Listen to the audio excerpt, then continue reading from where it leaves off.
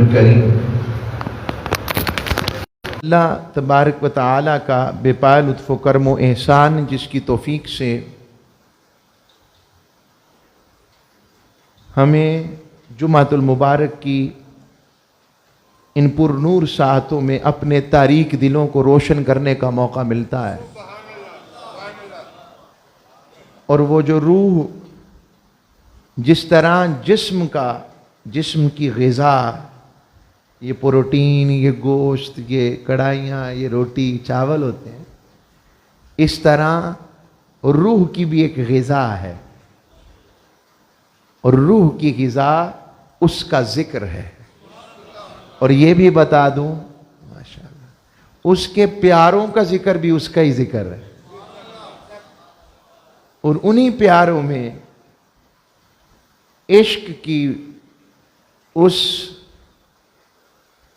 بستی کے سرخیل اور شہر کے سرخیل امام عالی مقام امام حسین علیہ السلام،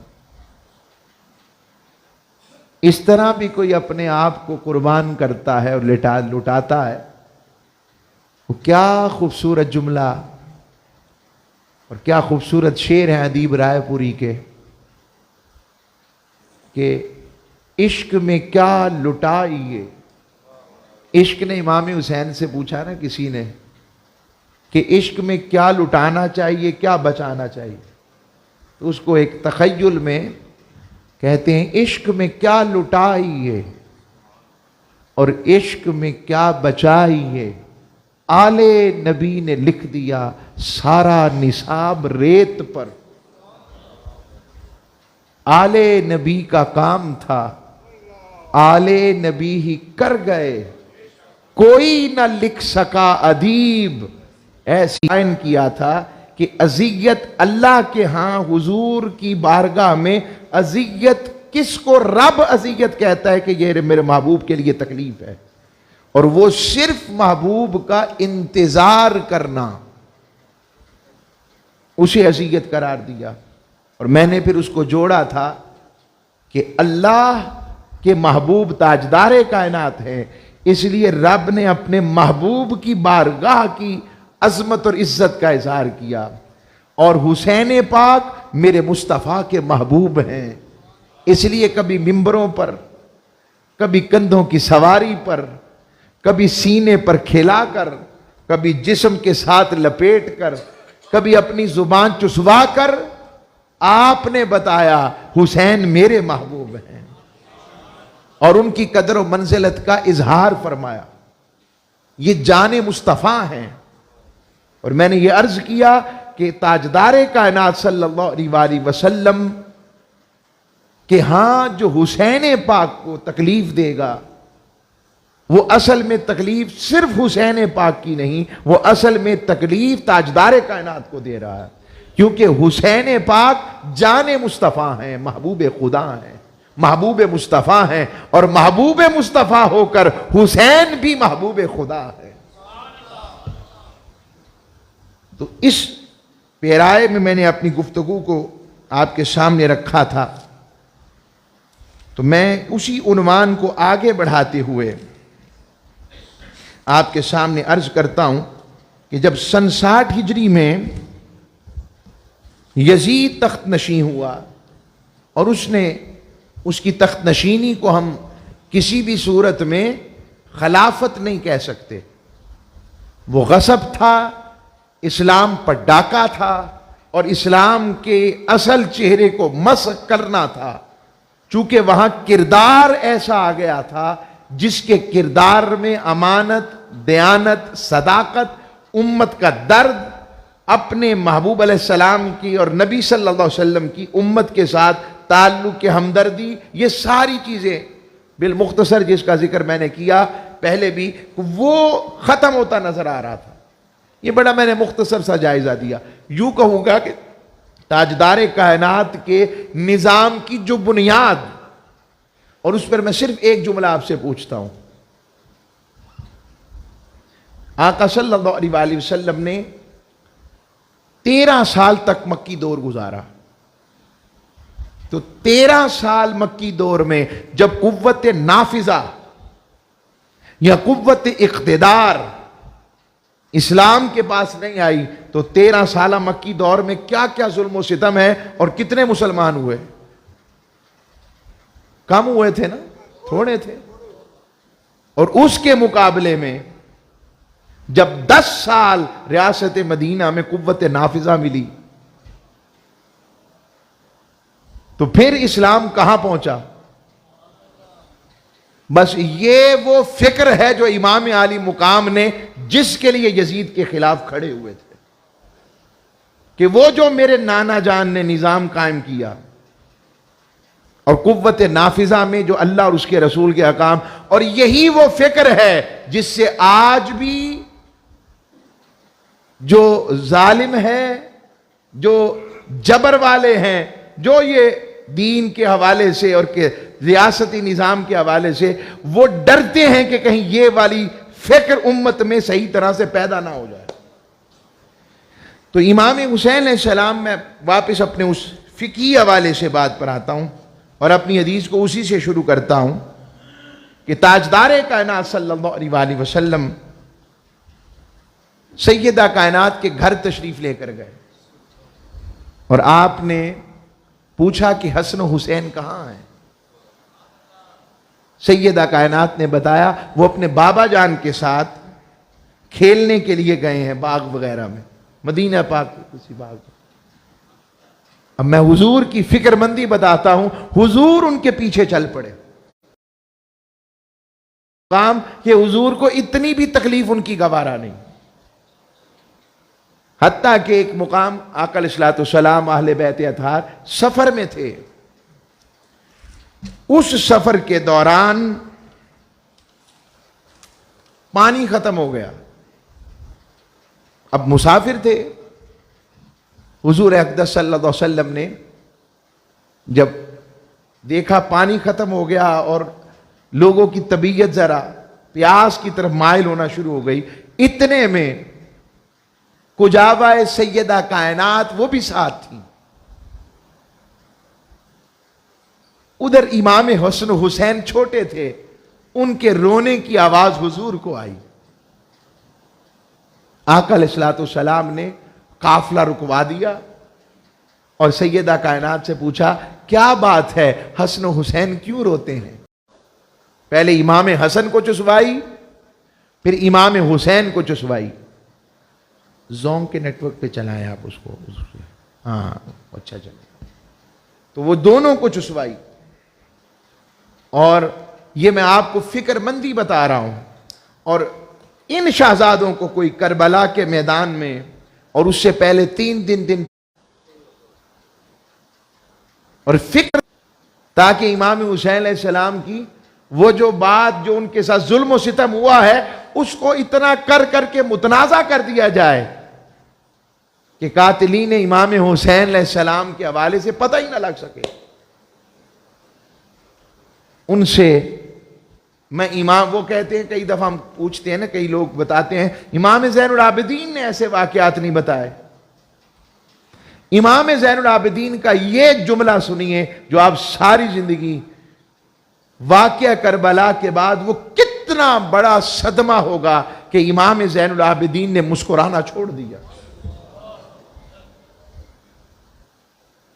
آپ جب آپ کے سامنے کھانا آتا اور پانی آتا، آپ اسے دیکھ کر لقمہ پکڑتے اور آپ پر گری اور ہچکی بن جاتی۔ کہا وہ کربلا کے میدان کے منظر کو میں جانتا ہوں، میرے بابا کے ساتھ، میرے بھائیوں کے ساتھ کیا سلوک کیا گیا، ورنہ امام زین العابدین یہ جملہ ارشاد نہ کرتے۔ امام زین العابدین کے اس جملے میں ہی بہت کچھ ہے عقل والوں کے لیے۔ اب یزید بدبخت لعین نے، تو میں عرض کر رہا تھا کہ اس بدبخت لعین نے اس امام عالی مقام کے حوالے سے بات کہی جن کو حضور نے ارشاد فرمایا، جس کو سیدنا فاروق اعظم نے روایت کیا، فرمایا قیامت کے دن سب کے نسب اور رشتے ٹوٹ جائیں گے، سوائے میرے نسب کے وہ قائم رہے گا۔ اور حضور نے فرمایا یہ خصوصیات ہیں آل سیدہ کائنات کے لیے. فرمایا ہر کسی کا نسب اس کے باپ کی طرف جاتا ہے مگر میرا نسب فاطمہ کی اولاد سے چلے گا. اللہ. اور حضور کا جملہ سنیں فَإِنِّي أَنَا أَبُوهُمْ وَعَصَبَتُهُمْ. آقا علیہ الصلوۃ والسلام نے فرمایا میں ان کا باپ بھی ہوں اور ان کا نسب بھی میں ہوں. سبحان اللہ. آج بھی آپ سادات کرام کے کبھی شجرے دیکھیں تو اس میں سیدہ کائنات سے پھر آگے شروع ہوتا ہے سارا. گویا حضور نے واضح ارشاد فرمایا کہ امام حسین کو محض نفس مومن نہ سمجھا جائے بلکہ آپ نفس اور جان مصطفیٰ ہیں. اب کئی لوگ اس حوالے سے بھی بات کرتے ہیں جو یزید کے دفاع پر آ جاتے ہیں. مجھے پچھلی دفعہ بھی کئی کالز آئیں، میسیجز آئے اور وہ اس طرف ان کی محبت، وہ کہتے تھے آپ اس کا ذکر نہ ہی کریں. میں نے کہا میں بالکل نہ کرتا. مجھے شوق نہیں ہے یزید کا ذکر کر کے اپنی زبان پھیکی اور کڑوی ترین کرنے کی. مگر جب یزید کو بچانے کے لیے لوگ آئیں گے اور میری نسلوں کو خبر ہی نہ ہوگی کہ امام حسین کی حقیقت شہادت کی کیا تھی، وہ یزید کو بھی ایک شخص سمجھ کر اس کے لیے خیر والی بات سوچیں گے اور امیدیں حسن زن کی صورت کے اندر کہیں گے چھوڑ دیں اس معاملے کو. جب وہ اس طرف یزید کے دفاع میں کسی کو حیا نہیں آتی تو ہم امام حسین کے قاتلوں کو کھول کر بیان کیوں نہ کریں؟ یہ بھی محبت امام حسین کا حق ہے. اب میں آپ کو سناتا ہوں. ابن زیاد کہتے یزید نے کوئی اس کے اندر یزید کا حصہ نہیں تھا. میں اس کے لیے امام ذہبی تاریخ اسلام میں بیان کیا کہ یزید نے خط لکھ کر صریح حکم دیا تھا امام حسین کے ساتھ جنگ کرو ابن زیاد کو، ابن مرجانہ ابن زیاد لعین کو، جس کے نتیجے میں امام عالی مقام کی شہادت ہوئی. اور وہ خط کا حصہ یوں ہے، ابن الاسیر نے فی الکامل میں بھی لکھا. وہ کہتے ہیں اگر یزید نے یہ کہا اگر مجھ سے پوچھتے ہو یزید کے بارے میں ابن مرجانہ زیاد کیا کہتا ہے، لوگوں نے کہا نا کہ تم نے امام حسین کو قتل کیا اور ایسے کیا. اس نے کہا اگر مجھ سے پوچھتے ہو کہ میں نے حسین کا قتل کیوں کیا تو اس نے کہا یزید نے مجھے خط لکھ کے بھیجا تھا کہ یا حسین کو قتل کر دو یا اپنا قتل ہو جانا قبول کر لو. تو میں نے اپنی جان بچانے کے لیے امام حسین کو قتل کیا. اب میں یہ لفظ قتل بمعنی لغوی کہہ رہا ہوں، امام حسین سے بڑا کوئی شہید ہے ہی نہیں. کوئی نہ اس میں غلطی نہ سمجھے کہ میں نے قتل کا لفظ استعمال کیا ان کے لیے. میں یہ بس وہ ہیں ہی شہید، لیکن چونکہ یہ اس وقت میں اس کے جملے کوڈ کر رہا ہوں، اس میں کوئی دوسری رائے نہیں ہے کہ انہوں نے اپنے نانا کے باب شہادت کو مکمل کیا، سیرت شہادت کے باب کو مکمل کیا ہے. ابن زیاد نے خود اس کا قبول کیا ہے اور تاریخ کی کتب گواہیاں دے رہی ہیں اس پر. ابن زیاد نے کہا کہ یہ سارا کام میں نے امام حسین علیہ السلام کی شہادت یعنی ان کی خانوادے اور قتل کرنے پر مجھے یزید نے حکم دیا تھا. اس سے آگے آئیں، اس سے بڑی گواہی ایک اور لے کے دیتا ہوں آپ کو. اور گواہی کس کی ہے؟ کسی اور کی نہیں، آقا علیہ الصلوۃ والسلام کے چچا زاد حضرت عبداللہ ابن عباس کی گواہی ہے. حضرت عبداللہ ابن عباس کو یزید نے خط لکھا اور بڑی تعریفیں کی ان کی، بڑی شانیں لکھی ان کی. اور اس خط کے اگر آپ آخری 2 جملے پڑھ لیں، پھر آپ نے جب حضرت عبداللہ ابن عباس نے اس کا جواب دیا تو اس کے جو آخری 2 جملے ہیں اس میں آپ سمجھ لیں کہ عبداللہ ابن عباس حسین پاک کا قاتل کسے سمجھتے تھے. اور یہ بھی بتا دوں آپ کو، یاد صرف آپس میں سمجھانے کے لیے جملہ کہتا ہوں، اور وہ یہ عبداللہ ابن عباس کو یہ 200 سال یا 100 سال پرانے نہیں ہیں، یہ 1440-45 سال پہلے کی بات، سن 60 ہجری کی بات کر رہا ہوں. عبداللہ ابن عباس وہ ہیں جنہوں نے آقا علیہ الصلوۃ والسلام کی بارگاہ میں زندگی گزاری ہے، جنہیں ترجمان القرآن کا ٹائٹل خود تاجدار کائنات نے عطا فرمایا ہے۔ یہ بتاتا ہے کہ امام حسین علیہ السلام کے قاتلوں کو عیاں اور کھل کر اس بات کو بیان کرنے والا جو سلسلہ ہم تک پہنچا ہے وہ نیا نہیں، یہ عبداللہ ابن عباس کے دور سے چل رہا ہے۔ یہ میں اصل میں یہ بات آپ کے ذہنوں میں عرض کرنا چاہتا ہوں۔ آپ نے اس کو خط میں جواب دیا، اتارانی انسا قتل کا حسینا وفتیان بنی عبد المطلب مصابیح الدجا ونجوم الاعلام غادرتہم جنودک بعمرک۔ اے بدبخت یزید، تو مجھے اپنے بیعت کرنے کے لیے دعوت دے رہا ہے، تجھے شرم نہیں آتی؟ کیا تو بھول گیا، یہ ہے یہاں سے، کیا تو بھول گیا کہ تو نے ہی امام حسین کو قتل کیا تھا؟ اب مجھے بتائیں اس سے بڑی گواہی کیا پیش کروں آپ کو کہ حضرت عبداللہ ابن عباس اس کی گواہی دے رہے ہیں، اسے للکار کے کہہ رہے ہیں کہ تو نے امام حسین کو قتل کیا تھا۔ اور اگلے جملے، تم نے عبد المطلب کے شہزادوں کو قتل کیا جن سے دنیا کے اندھیرے دور ہوتے تھے۔ اللہ اکبر، یعنی امام حسین اور آقا کے گھر والوں کی شانیں اس میں بھی بیان کر رہے ہیں کہ جن سے دنیا کے اندھیرے دور ہوتے تھے۔ ابن زیاد کے جس لشکر نے امام حسین کو اور ان کے خانوادے کو شہید کیا، کہا وہ تمہارے حکم پر گئے تھے۔ یہ عبداللہ ابن عباس رضی اللہ تعالیٰ عنہما۔ اور پھر یہ حدیث ہے طبرانی کی معجم الکبیر کی، حدیث نمبر 10,590 پیش کر رہا ہوں آپ کے سامنے۔ اب یہ روایت آ جائے، طبرانی حدیث کی کتاب ہے، تاریخ کی کتاب نہیں ہے، یہ بھی بتا دوں۔ اسے آگے آئیں، اس کے بعد ایک اور خط لکھا عبداللہ ابن عباس کو نے یزید کو، پھر جواب الجواب آیا، پھر آپ نے اس کے خط کا جواب دیا، پھر جواب دیا کہ ثم کتبت الی ابن مرجانہ یستقبلہ بالخیل والرجال والاسنۃ والسیوف ثم کتبت الیہ بمعاجلتہ وترک مطاولتہ۔ فرمایا بدبخت یزید، تو نے، ابن زیاد کا نام تھا ابن مرجانہ، اسے زیادہ اپنے باپ سے کوئی نہیں پہچانتا تھا، اس لیے اسے مرجانہ کا بیٹے کے صورت میں جانتے تھے۔ بس اس سے آگے جملہ کہتے ہوئے مجھے ذرا میں رک جاتا ہوں۔ اب ماں کے نام سے کون پہچانا جاتا ہے؟ الا ماشاءاللہ، جس کے نسب میں پرابلم ہو، بس الا ماشاءاللہ، سب ایک جیسے، لیکن عمومی ایسے ہی ہے۔ قید بدبخت، میں اس لیے بات کر رہا ہوں کوئی اس کو دوسری طرف نہ لے جائے کہ حضرت عیسیٰ علیہ السلام تو حضرت مریم کی نسبت سے پہچانے جاتے ہیں، کہ کیا بات کر رہے ہیں۔ میں نے اس لیے دھیان سے کہا کہ الا ماشاءاللہ سب اس کو ایک جیسا۔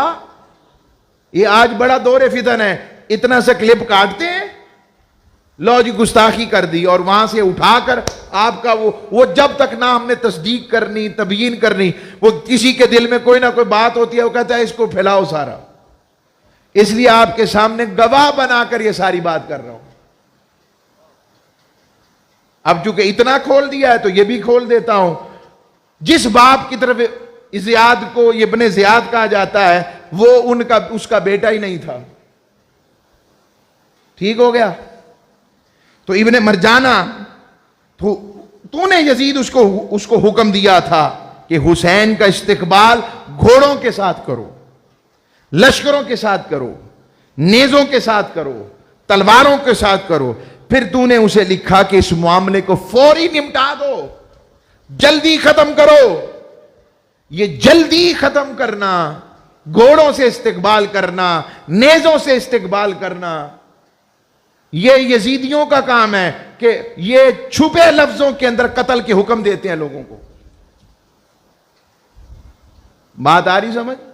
یہ یزید کا کام ہے، اور کہنے لگا لمبا چوڑا کام نہیں کرنا، بس کرش کر دو، ان کو ختم کر دو۔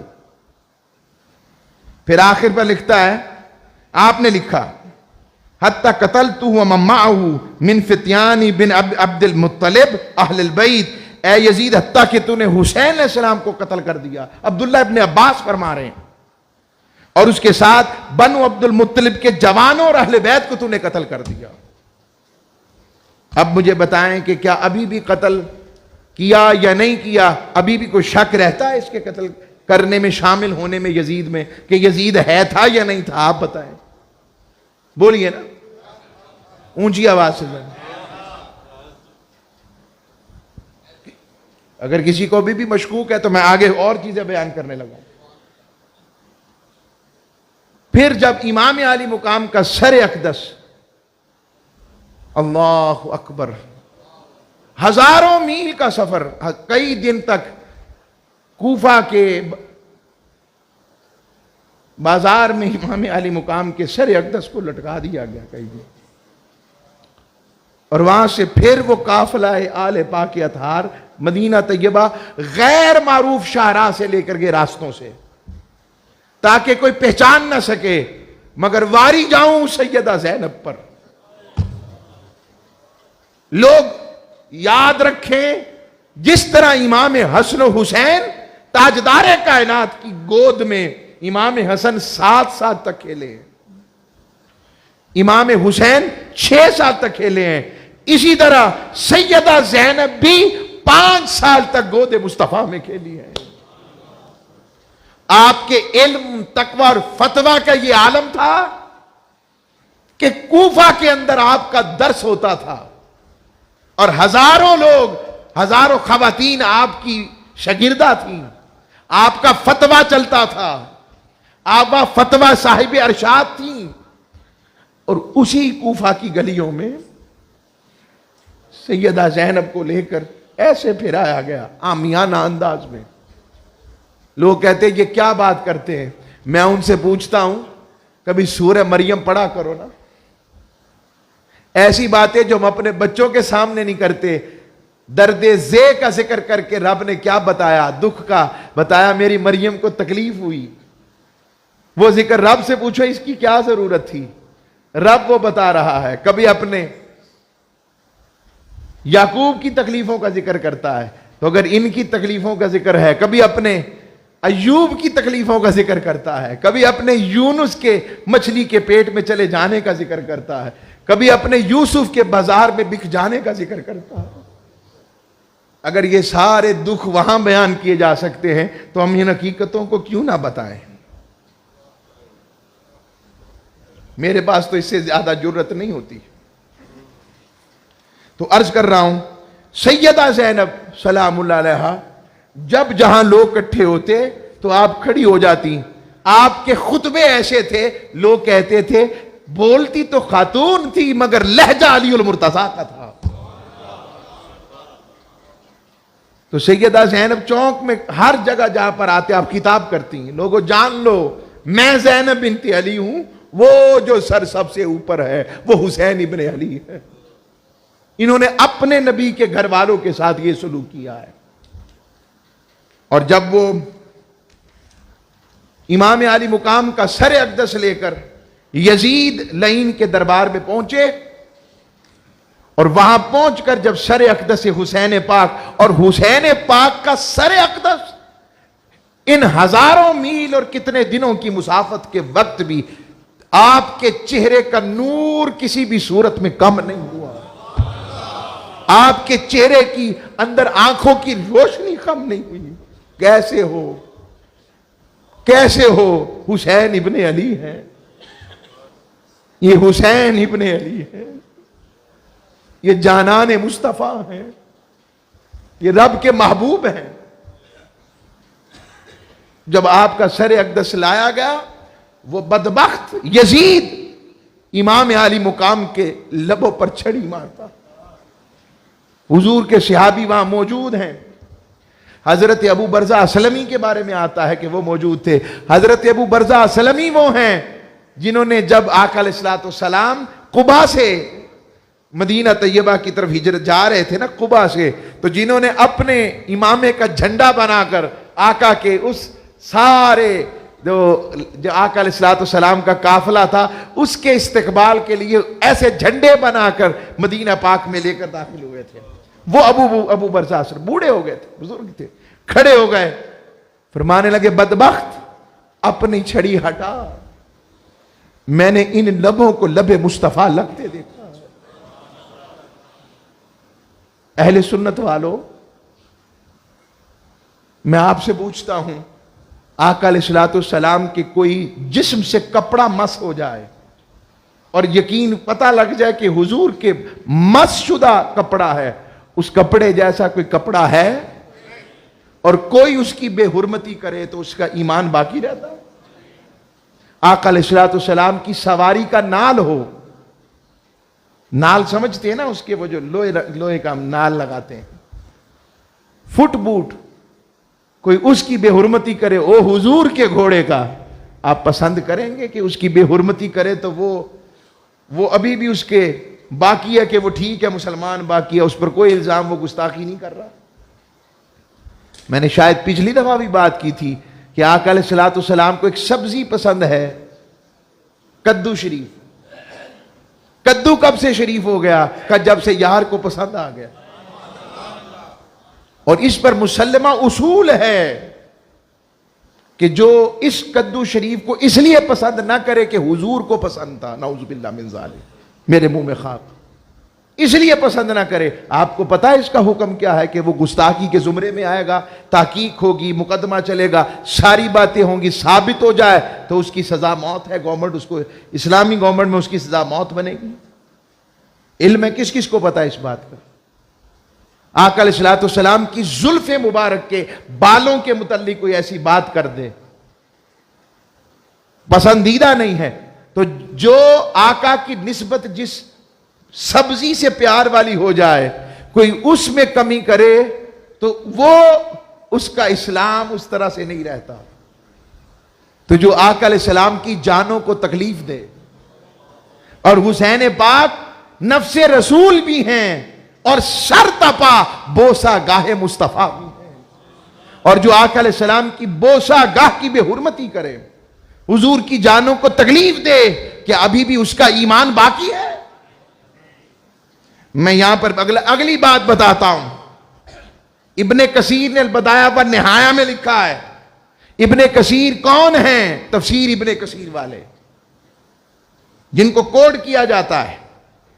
اس نے لبوں پر چھڑی ماری اور چھڑی مار کر اس نے یہ شعر پڑھے۔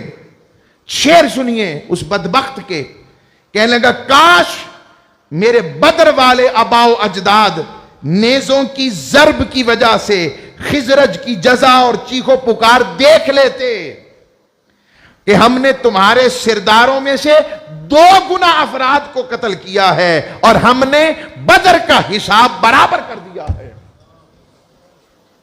یہ کون تھے آباء و اجداد یزید کے جن کا ذکر یزید کر رہا ہے؟ حضرت امیر معاویہ تو صحابی رسول ہیں، حضرت ابو سفیان رضی اللہ تعالیٰ عنہ صحابی رسول ہیں۔ یہ بدبخت کن کے کون آباء و اجداد کا ذکر کر رہا ہے؟ یہ بدبخت ذکر کر رہا ہے عتبہ کا، شیبہ کا، مغیرہ کا، ولید کا، ابو جہل کا نمائندہ بن کر یزید یہ کربلا کے میدان میں ابو جہل کا نمائندہ بن کے کھڑا ہے اور کہتا ہے ہم نے بدر والوں کا حساب برابر کر دیا۔ اس شعر کہنے کے بعد اور امام عالی مقام کے لبوں پر چھڑی مارنے کے بعد بھی اصل میں اس کا ایمان باقی رہ جاتا ہے۔ وہ تو اسلام پر تھا ہی نہیں، جس کا نتیجہ وہ یہ سمجھتا ہے کہ میں بدر والوں کا بدلہ لے رہا ہوں جو میرے آباء و اجداد قتل ہوئے تھے۔ آقا علیہ الصلوۃ والسلام کے ہاتھوں، مولا علی کے ہاتھوں، حضرت امیر حمزہ کے ہاتھوں، یہ وہ وجہ ہے۔ اسی کو لے لیں تو ابھی بھی اس کا دفاع کرنا بنتا ہے۔ کوئی دفاع کر سکتا ہے ان حقیقتوں کا جو روز روشن کی طرح آیا ہے؟ پھر اگلی بات سنیں، یزید، بس آج 4-5 منٹ میں انشاءاللہ میں اپنی بات کو مکمل کر رہا ہوں، توجہ رہے۔ پھر یزید لعین نے یہاں بھی اس کا سینہ ٹھنڈا نہ ہوا، پھر اس نے مدینہ طیبہ پہ چڑھائی کروائی، حضور کے مدینہ پر۔ صحابہ نے اس کو ڈیفینڈ کیا، بیعت توڑ دی، اور 3 دن تک وہاں پر جو اس نے لوٹ، فساد اور کیا کیا کچھ کیا میری زبان بتا نہیں سکتی، صحابہ اور صحابیات کے ساتھ۔ حضرت ابو سعید خدری کے گھر گھس گیا اس کی فوجیں، وہ مصرف بن عقبہ نام تھا اس کے سپہ سالار کا، فالج زدہ تھا مگر اس کام کے لیے تیار ہو گیا، مدینہ پاک پر حملہ کرنے کے لیے۔ ہم سوچ سکتے ہیں حضور نے فرمایا جو مدینے والوں کو ڈرائے صرف، وہ دوزخ میں یوں گھول دیا جائے گا جس طرح پانی میں نمک گھول دیا جاتا ہے۔ ارے حسین سے بڑا مدنی کون ہے؟ 3 دن تک پھر اس نے آقا علیہ الصلوۃ والسلام کے روضہ اقدس پر خچر کھڑے کیے اس کی فوج نے، نماز بند ہو گئی، اذانیں بند ہو گئیں۔ حضرت سعید ابن مسیب مسجد نبوی کی دیواروں کو تک تک کے روتے تھے، وہ سمجھتی کہ دیوانہ کیا کرتا ہے، اور حضور علیہ السلام کے ممبر مبارک کے پیچھے چھپ گئے، کہتے بس مجھے اتنا پتا ہے کہ اذان نماز کے وقت قبر مصطفیٰ سے اذان کی آواز آتی تھی، اقامت ہوتی اور میں نماز ادا کر لیتا۔ یہ میں صحابہ اور تابعین کا حال سنا رہا ہوں۔ حضرت ابو سعید خدری کی داڑھی کو کھینچا گیا، آپ کے بال نوچ لیے گئے۔ یہ میں عالم بتا رہا ہوں آپ کو۔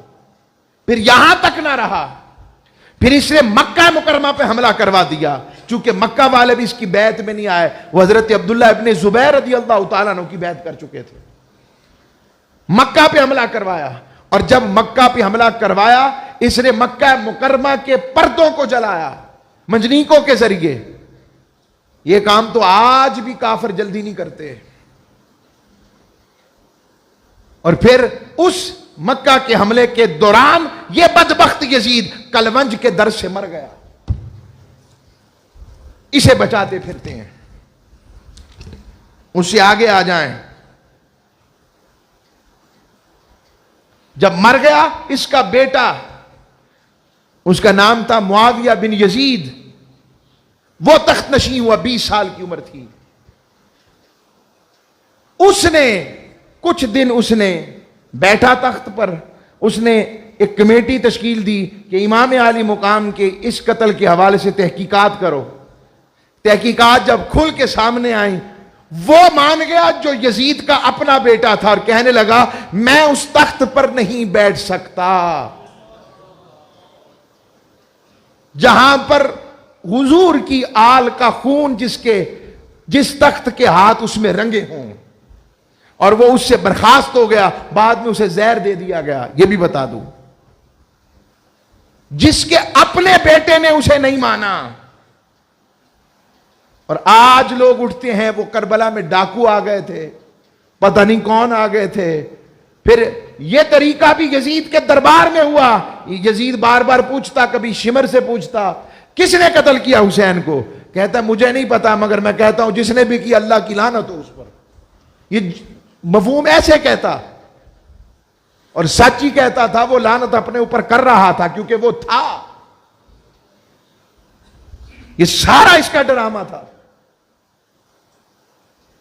اس لیے اللہ نے پہلے کہہ دیا جو اللہ اور اس کے رسول کو اذیت دیتے ہیں لعنہم اللہ فی الدنیا والآخرہ، ان پر اللہ کی دنیا و آخرت میں لعنت ہے۔ آگے آ جائیں، ایک سوال کیا جاتا ہے کہ امام اعظم ابو حنیفہ آپ ان کے مشرب سے ہٹ گئے، امام اعظم نے تو سکوت اختیار کیا تھا۔ ہمارا پہلا سوال اس پر جواب پوچھتے ہیں، امام اعظم کا وہ سکوت لکھا کہاں ہے کہ امام اعظم کے سامنے یزید کے اس معاملے کا ذکر کیا گیا ہو اور امام صاحب خاموش ہو گئے ہو؟ آپ امام اعظم کے دور کا حلیہ تو جانیں، وہاں بھی آل پاک پر ظلم و ستم کیا گیا ہے، اور امام اعظم کی تو شہادت ہی محبت آل پاک میں ہوئی ہے۔ حضور امام حسین کے ایک شہزادے حضرت زید نے بنو عباس کے خلاف خروج کیا تھا، اور امام اعظم نے اس کا ساتھ دیا تھا۔ جب امام اعظم نے حضور کی آل کا ساتھ دے کر اور پیسے دیے اور کہا میں بزرگ ہو گیا ہوں، خود نہیں چل سکتا، مگر یہ آپ کے فتوے کا مفہوم یہ تھا، فتوے کا مفہوم یہ تھا کہ حج سے افضل ترین چیز اس وقت حضرت زید بن حسین ابن علی بن حسین کی مدد کرنا ہے۔ بس میں ختم کر رہا ہوں۔ یہ امام اعظم کی عملی زندگی۔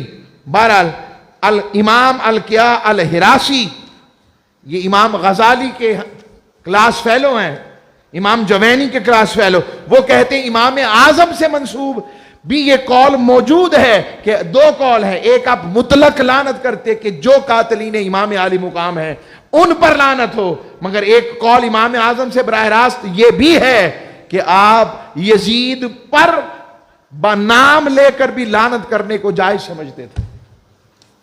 شیخ عبدالحق محدث دہلوی، امام ابن الحمام الحنفی، قاضی ثناء اللہ پانی پتی، علامہ صدیق حسن خان قنوجی، یہ اہل حدیث بہت بڑے عالم دین اسلاف میں، علامہ تفتزانی، حتیٰ کہ اعلیٰ حضرت عظیم البرکت علیہ رحمہ، میں اس جملے پر ختم کرتا ہوں اس کے حوالے سے کہ اعلیٰ حضرت خاموش ہیں، اعلیٰ حضرت کو پورا پڑھیں، ہمارے پاس فتاوی رضویہ موجود ہے، 24 نمبر جلد صفحہ نمبر 508، آپ فرماتے ہیں کہ اگر کوئی شخص یزید کے ملعون اور کافر ہونے کا قول کرے وہ بھی مورد الزام نہیں ہے، یعنی اسے کچھ نہیں کہا جائے گا، کیونکہ امام احمد بن حنبل اور دیگر ائمہ اہل سنت یزید کے کفر کے بھی قائل ہیں اور اس پر لعنت کو بھی جائز سمجھتے ہیں۔ یہ ہے امام اعظم کا پورا، حضرت اعلیٰ حضرت کا پورا فتویٰ۔ اللہ ہمیں اس حسین پاک کے ذکر سے جوڑے رکھے اور یزیدی کردار سے بچنے کی توفیق عطا فرمائے۔ وما علیہ الا